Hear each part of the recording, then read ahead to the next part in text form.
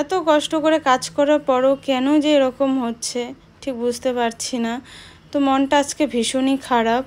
আজকের ব্লগটা শুরু করতে অনেকটাই লেট হয়ে গেল। আসলে কি বলো তো, সকাল থেকে আর কি একদমই সময় পাইনি। তো যাই হোক, এখন সোনাকে রেডি করে দিচ্ছি স্কুলে যাওয়ার জন্য। আর ও দেখো আমাদের ডায়েরি। আজকে কিসে যাবা? স্কুটিতে যাও, বসো। টাটা।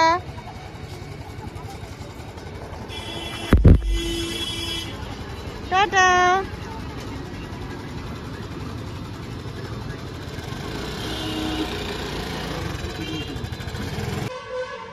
তো গাইস, সকাল থেকে ব্লগটা শুরু করার সময় পাইনি। সবাইকে বলছি গুড মর্নিং। তো মেয়ে তো গেল স্কুলে, আর বাইরে প্রচণ্ড রোদের তাপ। মানে রোদের তাপ, ক্যামেরা অন করলে পরে ক্যামেরাটা কেমন জানি ঘোলা হয়ে আসছে। তো চলো, ব্লগটা আমি এখন শুরু করলাম। আজকে ব্লগটাও তোমরা দেখো। জানো তো বন্ধুরা, আজকে আমার মনটা ভীষণই খারাপ, সেটা তোমরা আমার ভয়েস দেখে বুঝতেই পারছো। তো তাও হাসি মুখটা নিয়ে নিজেকে তোমাদের সামনে প্রেজেন্ট করলাম, একটা ব্লগ রেডি করলাম।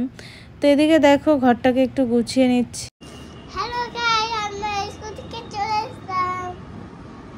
চলে আসলাম, এখন বাজে দেখো 2:45। ওকে বলছি ফ্রেশ হয়ে নাও। হ্যাঁ, ও ফ্রেশ হওয়া বাদ দিয়ে দেখো আমাকেই ও ফ্রেশ করে দিচ্ছে, ডিজাইন করে দিচ্ছে মাথার চুলে। চলো। এ বাবা, কি অবস্থা দেখো। তুমি ওকে ভূতের মতো সাজিয়ে দেবে?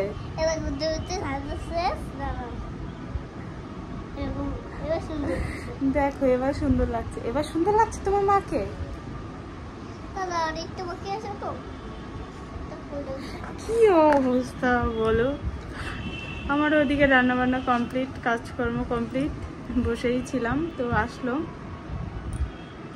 তো আমার যেহেতু স্নান করেছি, এখন গরম, তো গরমে তো আর অমনি থাকা যায় না, আবার স্নান করে নিয়েছি, হয়ে গেছে। তো ভেজা চুলে যাই হোক, আমার চুলটা শুকিয়ে গেল অনেকটাই। থ্যাংক ইউ সোনা। Good evening. তুমি তাকাবে না? তুমি তো আমাকে ঘুমের মধ্যে খুব বকা দিয়েছিলে, এখন দেখি মুখটা। এখনো দেখো।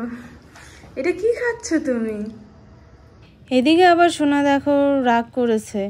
কোনোদিন দেখো ঘুম থেকে উঠে ওর মুডটা ঠিক থাকে, আবার কোনোদিন ঘুম থেকে উঠেই মুডটা আবার এমন রাগী হয়ে থাকে। তো যাই হোক, ওকে একটু হাসালাম। তো ওর হাসিটা দেখে দেখো আমারও কিন্তু হাসি পেয়ে গেল।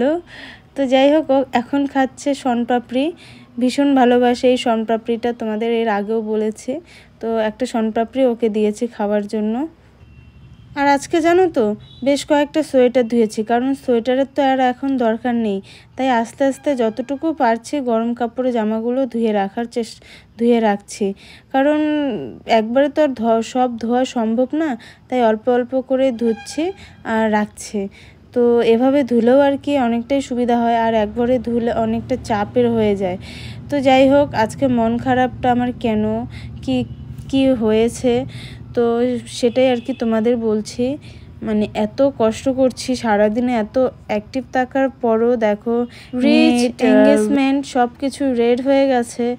মানে নিজেকে আর কতটা যে মানে ধৈর্য ধরে রাখছি আমি কিছুই বুঝতে পারছি না।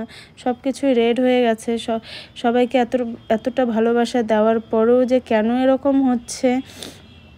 আর তোমাদের একটা কথা বলি, ইতিমধ্যে তো ফেসবুকে অনেকেই কন্টেন্ট মনিটাইজেশন অপশনটা পেয়ে গেছে, সেটআপটা পেয়ে গেছে।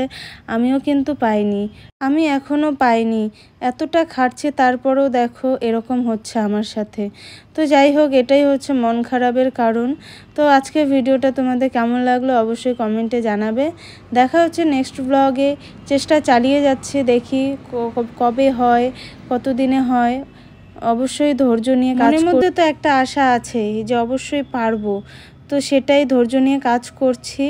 তো অবশ্যই পাবো। ব্লগটা কেমন লাগলো অবশ্যই কমেন্টে জানাবে। দেখা হচ্ছে নেক্সট ব্লগে।